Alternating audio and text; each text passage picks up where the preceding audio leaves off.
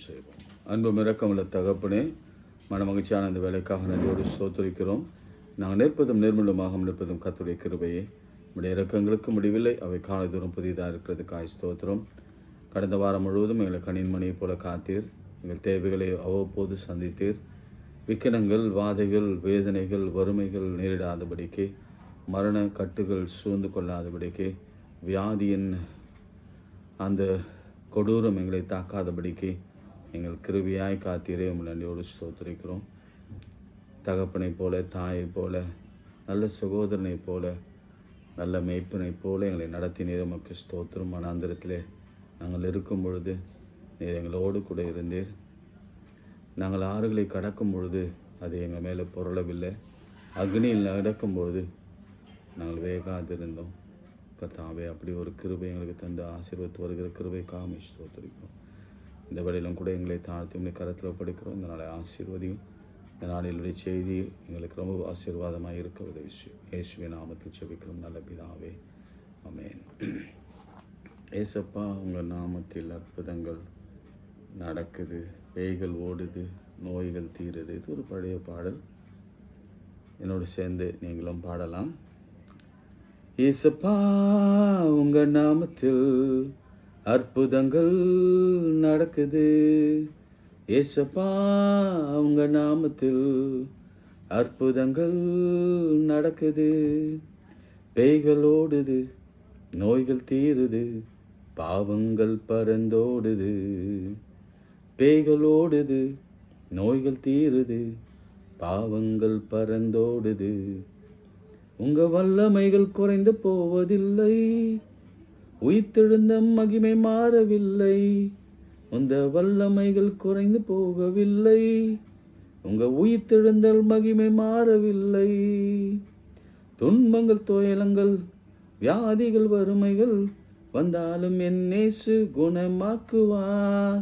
துன்பங்கள், தொல்லைகள், வியாதிகள், வறுமைகள் வந்தாலும் என் இயேசு குணமாக்குவார். விசுவாசம் நமக்குள் இருந்தால் போதும், தேவ மகிமையை கண்டிடுவோம். வல்லமைகள் குறைந்து போவதில்லை, உயிர்த்தெழுந்தல் மகிமை மாறவில்லை. வல்லமைகள் குறைந்து போவதில்லை, உயிர்த்தெழுதல் மகிமை மாறவில்லை. ஏசப்பா, உங்க நாமத்தில் அற்புதங்கள் நடக்குது. பேய்கள் ஓடுது, நோய்கள் தீருது, பாவங்கள் பறந்தோடுது. பேய்கள் ஓடுது, நோய்கள் தீருது, பாவங்கள் பறந்தோடுது. மந்திர சூனியம், செய்வினை கட்டுகள் இன்றே நம்மேசு உடை தெரிவார். மந்திர சூனியம், செய்வினை கட்டுகள் இன்றே நம்மேசு உடை தெரிவார். ஆவியானவர் நமக்குள் இருந்ததால், ஆவியானவர் நமக்குள் இருந்ததால் உலகத்தை நாம் கலக்கிடுவோம். வல்லமைகள் குறைந்து போவதில்லை, உயிர்த்தெழுதல் மகிமை மாறவில்லை. வல்லமைகள் குறைந்து போவதில்லை, உயிர்த்தெழுதல் மகிமை மாறவில்லை. ஏசப்பா, உங்க நாமத்தில் அற்புதங்கள் நடக்குது. பேய்கள் ஓடுது, நோய்கள் தீருது, பாவங்கள் பறந்தோடுது. வல்லமைகள் குறைந்து போவதில்லை, உயிர்த்தெழுதல் மகிமை மாறவில்லை. வல்லமைகள் குறைந்து போவதில்லை, உயிர்த்தெழுதல் மகிமை மாறவில்லை. கைகளை உயர்த்தி, ஆண்டவரே, உடைய வல்லமைகள் குறைந்து போவதில்லை, உயிர்த்தெழுதல் மகிமை மாறவில்லை. இந்த வேளையில கையெடுத்து நம்மை நோக்கி நாங்கள் பார்க்கிறோம். மோசே கையெடுத்து செவம் பண்ணும் பொழுது ரவிதிமிலே அவன் குடும்பம், அவனுடைய சந்ததி, அவனுடைய கோத்திரம், இஸ்ரவேல் மக்கள் அனைவரும் உயிரோடு காக்கப்பட்டாங்க. சாலமோன் கையெடுத்து செவம் பண்ணும் பொழுது கர்த்தர் அவன் கேட்ட ஞானத்தையும் கேளாத ஐஸ்வர்யத்தையும் கொடுத்து அவன் நாட்களிலே சமாதானத்தை கொடுத்தார். தாவீது கையெடுத்து செவம் பண்ணின பொழுது கர்த்தர் அவனுடைய ராஜ்யத்தை திரும்ப கொடுத்தார். அவன் இழந்தது எல்லாவற்றையும் திரும்ப அவன் பெற்றுக்கொண்டான். இப்படி யாரெல்லாம் கைகளை எடுத்து ஜெபம் பண்ணுறாங்களோ கர்த்தர் அவர்களுக்கு எல்லா அற்புதங்களை செய்கிற தேவனாக இருக்கிறார். இப்பொழுது நம்முடைய பிள்ளைகள் யாரெல்லாம் கையெடுத்து உயர்த்தி எனக்கு ஒத்தாசை வரும் பர்வதமே என்று நோக்கி உண்மை பார்க்கிற அனைவருக்கும் கர்த்தர் அற்புதங்களை அடையாளங்களை செய்வீராக. விசேஷமாக நோய்கள், பேய்கள், வியாதிகள், வறுமைகள், கவலைகள், கண்ணீர்கள், கஷ்டங்கள், துன்பங்கள், தோல்விகள், தாமதங்கள், மரண கட்டுகள், பலவீனங்கள், சண்டைகள், சச்சரவுகள், குடும்ப சூழல் இயேசுவின் நாமத்திலே, இயேசுவின் ரத்தத்தினாலே இப்பொழுதே ஒரு விடுதலை ஆகட்டும் என்று நான் சொல்லிக்கிறேன். அற்புதம் நடக்கட்டும் அப்பா, அதிசயம் நடக்கட்டும். உண்மை நாங்கள் விசுவாசிக்கிறோம். விசுவாசிக்கிறவள் பதறான் என்று வேதம் சொல்கிறது. இந்த காலை ஊழியத்தில் அநேக அற்புதங்களை செய்து கொண்டிருக்கிறேன். அநேகருக்கு அநேக வாழ்க்கைகளை கொடுத்து வருகிறேன். ஆண்டவரே, போன வாரத்தில் கூட ஒரு சாட்சி கேட்டோம். ஆண்டவரே, யூஎஸ்ஏல இந்த பிள்ளைக்கு ஒரு பெர்மனன்ட் விசா வேலையோடு கிடைக்கும்படி செய்திட உமக்கு ஸ்தோத்திரம் ஆண்டவரே. இப்படி அநேகர் வாழ்க்கையில் அற்புதங்களை அடையாளங்களை செய்து கொண்டிருக்கிற ஆண்டவர் எங்கள் வாழ்க்கையிலும் நீ செய்வீராக. இயேசுவின் நாமத்தில் ஜெபிக்கிறோம் நல்ல பிதாவே, ஆமென். யோவான் 21ஆம் அதிகாரத்தை நம்ம இன்னைக்கு சிஎஸ்ஐ கோயில்களுக்கு நீங்கள் போயிருந்தீங்கன்னா யோவான் 21ஆம் அதிகாரத்தில் அந்த விருந்து அதை பற்றி நீங்கள் வாசிக்க கேட்டிருப்பீங்க. 1 ராஜாக்களில் நீங்கள் எலியாவுடைய வாழ்க்கையை குறித்து பார்த்துருப்பீங்க. அவர் எசபேலுக்கு பயந்து அவர் சொன்ன வார்த்தையை நான் திரும்ப உங்களுக்கு சொல்கிறேன். போதும் ஆண்டவரே, என் ஜீவனை எடுத்துக்கொள்ளும், என் பிதாக்களைப் போல நான் நல்லவன் அல்ல என்று சொன்ன ஒரு வார்த்தையை நீங்கள் கவனித்து கேட்டிருப்பீங்க. அந்த மாதிரி சூழலில் ஒருவேளை இந்த வாரத்தை நீங்கள் துவங்குவீங்கன்னா அது இந்த வாரம் உங்களுக்கான செய்தி தான். அதே போல் நீங்கள் அப்போஸ்டல் எஃபிசலில் பவுல் வாழ்க்கையை குறித்து பார்க்கிற பொழுது அவங்க படகு அடிபட்டு சின்ன மண்டமாச்சு. பவுலை சிறைச்சாலை கொண்டு போகிறாங்க, ஒரு தீவுக்கு கொண்டு போகிறாங்க. அந்த சமயத்தில் ஒரு 14 நாட்கள் அவங்க ஒன்றும் சாப்பிடாமல் இருந்தாங்க. அவங்க இடத்துல ஒன்றும் இல்லாமல் இருந்தது. 14 நாட்கள் கழித்து பவுல் எழுந்து சொல்கிறான், ஒரு சிறைச்சாலை கைதி எழுந்து சொல்கிறான், கைதி என்று சொல்கிறான், நீங்கள் இப்படி இருக்க வேணாம், நம்ம எல்லோரும் இணைந்து சாப்பிடலாம், சாப்பிட்டா தான் நம்ம அடுத்த எல்லைக்கு போக முடியும். இவர் சிறைச்சாலைக்கு போக போகிறாரு, இவர் கூப்பிட்றாரு, சந்தோஷமாக வாங்க சாப்பிடுங்க அப்படின்னு சொல்லி கூப்பிட்றாங்க. அதே மாதிரி 21ஆம் சங்கீதத்தில் 23ஆம் சங்கீதத்தில் நம்ம வாசித்தோம், கர்த்தரின் மேய்ப்பராக இருக்கிறார், எனக்கு ஒரு குறைவில்லை அப்படின்னு நம்ம வாசித்தோம். கர்த்தரின் மேய்ப்பராக இருக்கிறார், எனக்கு ஒரு குறை இல்லை அப்படின்னு வாசித்தோம். இதெல்லாம் கம்ப்ரைஸ் பண்ணி நான் ஒரு சின்ன ஷார்ட் மெசேஜ் உங்களுக்கு இன்றைக்கி ஆவியான துணையோடு கூட சொல்ல விரும்புகிறேன். ரொம்ப ரொம்ப ரொம்ப ஷார்ட்டாக. என்ன இதில் எல்லாத்துலேயும் ஒன்று இருக்கிறது. அது என்ன இருக்கிறது என்று சொன்னால், யோவான் 20 நீங்கள் வாசித்தீங்கன்னா நம்ம மீன் பிடிக்க போகலாம் அப்படின்னு சொல்லி பேதுரு அழைக்கிறார். ஏன் அழைக்கிறார் என்பதை நம்ம முன்னாடியே பார்த்தோம், கொஞ்ச நாளைக்கு முன்னாடியே. ஏதோ ஒரு காரணம். ஆனால் முக்கியமான விஷயம் என்னென்னா, அந்த ராத்திரியிலே அவர்கள் ஒன்றும் பிடிக்கவில்லை. இதுதான், இரவு முழுவதும் பிரயாசப்பட்டு ஒன்றும் கிடைக்கல. நல்லா கவனிங்க, அது ஒரு பக்கம் வச்சுக்கோங்க.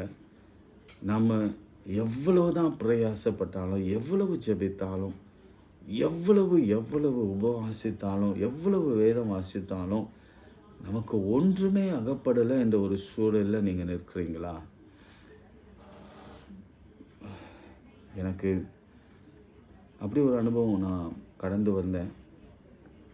ஆனால் ரீசெண்டாக ஒரு கிளிம்ஸ் ஆஃப் ஹோப் ஆண்டவர் கொடுத்தார். அது எனக்கு ஆச்சரியமாக இருந்தது. நான் எதிர்பாராத ஒரு கிளிம்ஸ் ஆஃப் ஹோப். நடக்கலையான்னு எனக்கு தெரியாது. ஆனால் கிளிம்ஸ் ஆஃப் ஹோப் யார் இடத்துலையோ இருந்து ஒரு சின்ன நம்பிக்கை எதிர்காலத்தை பற்றி. எனக்கு அது ஒரு மாதிரி வித்தியாசமாக இருந்தது. நம்ம இன்னும் வாழ்க்கையில் முன்னேறலாம், ஆண்டவர் நமக்கு ஏதோ செய்ய விரும்புகிறார், ஆனால் ஏதோ தடை இருக்கிறது. அந்த தடைகளை தாண்டி ஆண்டவர் ஏதோ ஒரு சமிக்கை, ஏதோ ஒரு வார்த்தை, நீங்கள் ஆட்டோக்கு பின்னாடி கூட சில வாக்குத்தத்தங்கள் உங்களுக்கு பயங்கர ஆச்சரியத்தை கொண்டு வரும். ஸோ அந்த மாதிரி எனக்கு ஒரு கிளிம்ஸ் ஆஃப் ஹோப் போன வாரத்தில் எனக்கு கிடைத்தது.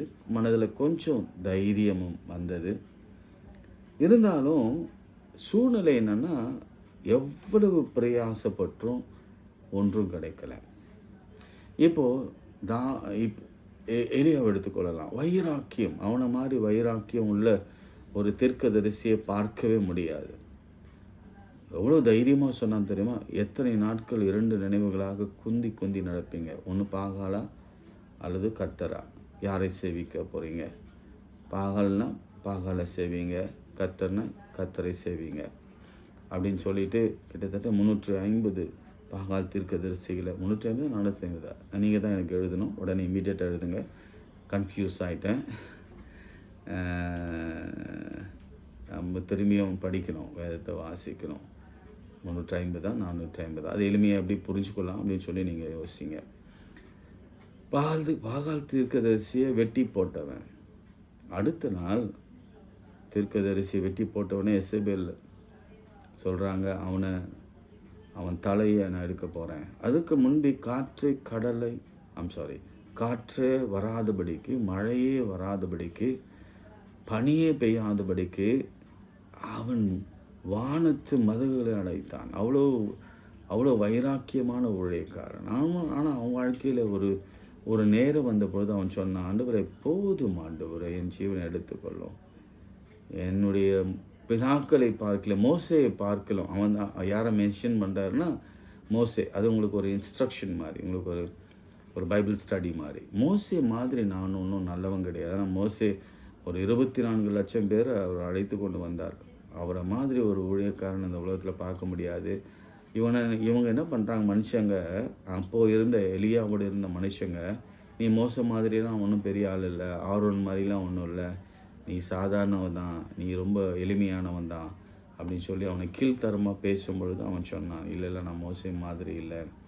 அதனால தான் மோசேக்கு எப்படி ஆண்டவர் கண்மலை வெடிப்பில் வைத்து கரத்தை மூடினாரோ, அதே மாதிரி இவனையும் ஒரு குகைக்குள்ளே கொண்டு போய் அவன் காற்று வந்தது, அதெல்லாம் உங்களுக்கு தெரியும், அந்த நிகழ்ச்சியெலாம் அவங்களுக்கு தெரியும். அப்புறம் பேசினார், சைலண்ட்டாக பேசினார் என்பதெல்லாம் அவங்களுக்கு தெரியும். அதே டிப்பிக்கலாக இருக்கும். மோசேக்கு எப்படி நடந்ததோ அப்படியே எலியாவுக்கு நடந்தது. அப்போது ஆண்டவர் சொல்கிறார், 2 பேரும் கரெக்ட் தான், நீங்கள் போகிற பாதை சரிதான், நீங்கள் போக வேண்டிய தூரம் வெகு தூரமாக இருக்கிறது, நீ சாக வேண்டிய அவசியம் இல்லை. இன்றைக்கி ஆவியானவர் நம்மை பார்த்து சொல்கிறார், மோசே செய்த ஊழியம் 80 இயர்ஸ்லேருந்து 120 இயர்ஸ் வரைக்கும் பியூட்டிஃபுல் ஊழியம், ஒரு 120 வருஷம் வாழ்ந்து காணான போய் பார்க்க முடியாமல் இருந்தாலும் ரொம்ப சந்தோஷமாக ஆண்டவர் சொன்னதை ஏற்றுக்கொண்டு போய் அதை பார்த்துட்டு அவன் மரித்தான் என்று சொல்லப்படுகிறது.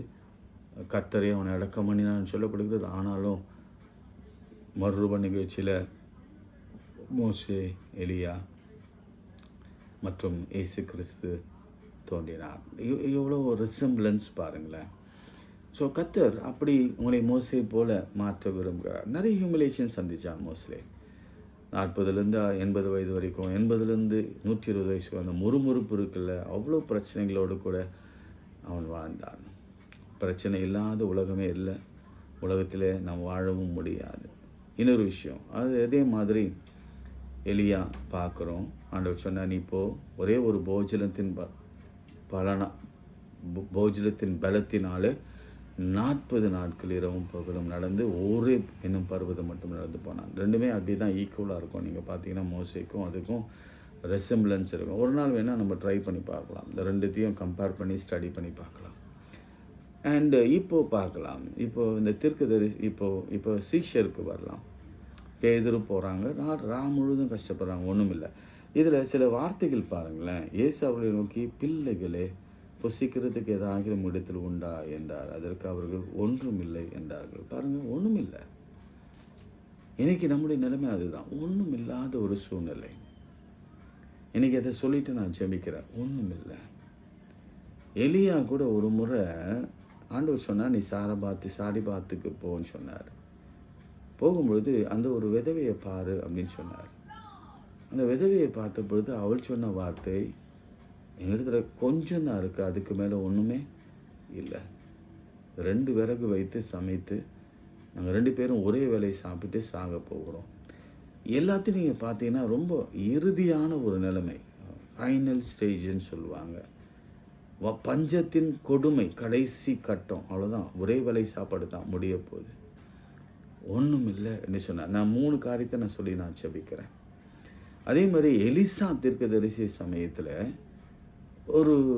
ஒரு வீட்டுக்கு போகிறாரு. அந்த பணக்கார ஸ்திரீயின் வீடு. அவங்க அவ்வளோதான், பணத்தெல்லாம் இழந்து பஞ்சத்தினால ஏழ்மையாக போயிட்டாங்க. அவங்க தீர்க்கதரிசியின் புத்திரர்கள் தீர்க்கதரிசி புத்திரில் மனைவி அவங்களுக்கு 2 பிள்ளைகள் இருந்தாங்க. எப்படி அவங்க பணத்தெல்லாம் இழந்தாங்கன்னா, தீர்க்கதரிசி ஊழியத்துக்காகவே செலவு பண்ணி அவங்களுக்காகவே கடன் வாங்கி அவங்க பிள்ளைகளை இப்போ கொண்டு போக பார்த்தாங்க.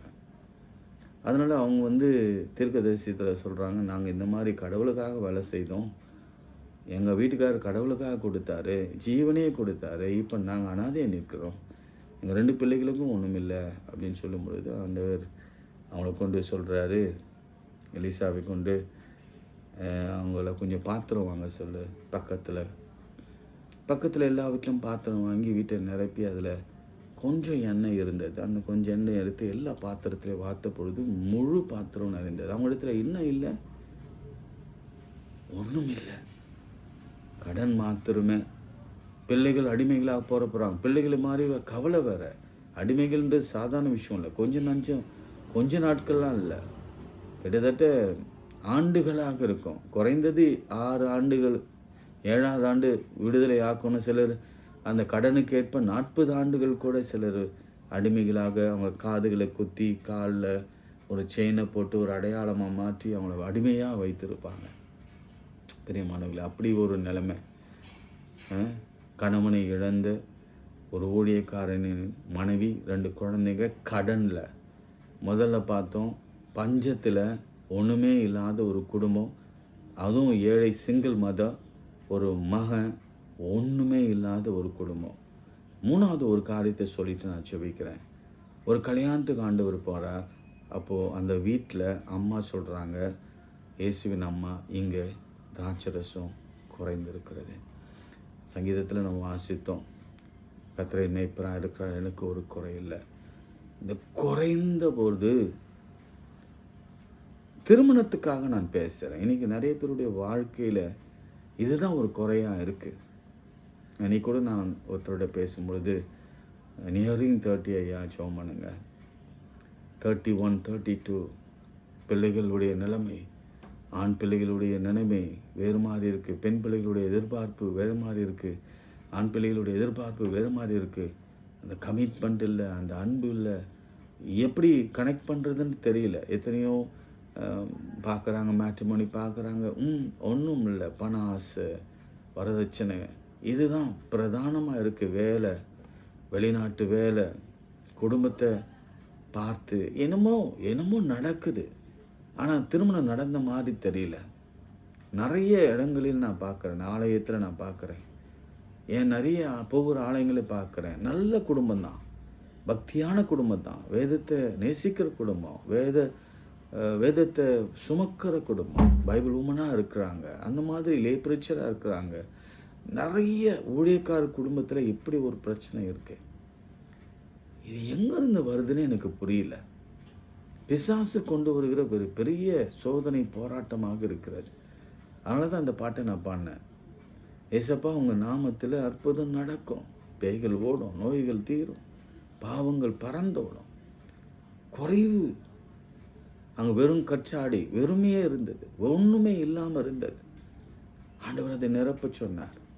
அது தண்ணீராக இருந்த திராட்சரசமாக கர்த்தர் மாற்றி, அது சொன்னார், முந்தின வாழ்க்கை, முந்தின ரசத்தை காட்டிலும் பிந்தின ரசம், வெளியில் சாட்சி சொல்கிறாங்க, மிகவும் சுவையாக இருந்ததா. எனக்கு அது எந்த நிலையில் நீங்கள் இருக்கீங்க எனக்கு தெரியாது. ஆனால் ஆவியானவர் இந்த 3 பேரோட 4 பேரோட பேசுகிறார். அலையலையாக பிரச்சனைகள், பவுலை போல நம்ம படகு அடிபட்டு நாசமாய் சாகிற நிலைக்கு இருக்கோம். பஞ்சத்தில் 14 நாட்கள் சாப்பிடாம மரண போராட்டத்தில் இருக்கிறோம். ஆண்டவர் அற்புதம் செய்ய போகிறார். கண்களை மூடி நாம் ஜெபிப்போம். ஆண்டவரே, இந்த வேலைக்கான நடியோடு ஸ்தோத்திரிக்கிறோம். எங்கள் உணர்வுகளை இந்த நாளிலே ஆவியானவர் பிரதிபலித்தீர். ஏனென்றால் நீங்கள் எங்களுக்குள்ளே வாசம் பண்ணுகிறேன். எங்கள் உள் நோக்கங்களையும் வேதனைகளையும் நீர் அறிந்திருக்கிறேன். எங்கள் வாயிலிருந்து வார்த்தை வர்றதுக்கு முன்னே நீ எல்லாவற்றையும் அறிந்திருக்கிறேன். இன்றைக்கு எத்தனை மக்கள் இத்தனை தேவையோடு இருக்கிறாங்க, வியாதியில் இருக்கிறாங்க, பலவீனத்தில் இருக்கிறாங்க. போதும் சாப்பிட்டோம் ஆண்டவரே, நான் சாக போகிறேன் நினைக்கிறவர்கள் மத்தியில் நாங்கள் வாழ்ந்து கொண்டிருக்கிறோம். அப்படிப்பட்டவங்களாம் இல்லை, நான் இருக்கிறேன். பிள்ளைகளே என்று அழைக்கிற கர்த்தர் இருக்கிறார். பிள்ளைகளின் அப்பத்தை கர்த்தர் கொடுக்கவிருக்கிறார். பிள்ளைகளின் புத்திர சுவிகாரத்தை கொடுக்க இருக்கிறார். பிள்ளைகளினுடைய சொத்து அவர் கொடுக்க இருக்கிறார். பிள்ளைகளுக்கு சேர வேண்டியதை அவர் கொடுக்கும்படி இருக்கிறார். பிள்ளைகளுக்காக வானத்தின் வாசலையும் திறப்பார். பிள்ளைகளுக்காக ஆயுத வாசலையும் திறப்பார். பிள்ளைகளுக்காக எது வேணாலும் செய்வார். பிள்ளைகளுக்காக ஜீவனே கொடுத்தவர். இவையெல்லாம் கொடுக்காதிருப்பது அருளாதிருப்பது எப்படி? எனவே பிள்ளைகளுக்காக நிச்சயங்க ஆண்டவரே. இந்த நாளிலும் கூட இந்த ஊழியத்தை தாங்குகிற ஒவ்வொரு பிள்ளைகளையும் ஆசீர்வதியும். அவருக்கு சிறுக விதைக்கட்டும். இந்த 7 விதவை 2 காசு தான் விதைத்தா. கர்த்தர் அதை பெருசாக பேசினார். அப்படி அவர்கள் சிறுக இந்த ஊழியத்தை தாங்கி அநேக உலகங்களுக்கு கொண்டு போனோம் ஆண்டவரே. என்னுடைய ஆசை அதுதான். இந்த மாதிரி ஒன்றும் இல்லாத இருக்கிறவர்கள் அநேகர் உண்டு. போதும் என்று சொல்கிறவர்கள் அநேகம் உண்டு. அவ்வளோதான், இனியோடு என் வாழ்க்கை முடிய போகுது, நானும் என் பிள்ளையை சாக போகிறேன்னு சொல்கிறவங்க அநேகம் உண்டு. ஐயோ, நான் கடனில் இருக்கிறேன், என் பிள்ளைகள் அடிமையாக போகிறாங்க, என் பிள்ளைகள் அவ்வளோதான், இனிமேல் நான் கை விட்டாச்சு, என் பிள்ளைகள் என்னை விட்டு போயிடுவாங்க அப்படின்னு சொல்கிற ஒரு கூட்டம் வறுமையில் இருக்குது, வேதனையில் இருக்குது, கடனில் இருக்குது. ஆண்டவரே, அலையலையாக பிரச்சனைகளோடு இருக்குது. இரவு முழுதும் பிரயாசப்பட்டும் ஒரு பயனில்லாத ஒரு கூட்டம் இருக்குது. அந்த கூட்டத்துக்கு எல்லாவற்றுக்கும் அற்புதம் செய்யுங்க. இயேசுவின் நாமத்தில் செபிக்கிறோம் நல்ல பிதாவே, ஆமேன். நமது ஆண்டவராக இயேசு கிறிஸ்துவின் கிருபை, பிதாவாகிய தேவனுடைய அன்பு, பரிசுத்தாவின் ஐக்கியம் நம் அனைவரோடு மீண்டும் மீண்டும் சதா காலம் நிலைத்திருப்பதாக. ஆமேன். God bless you.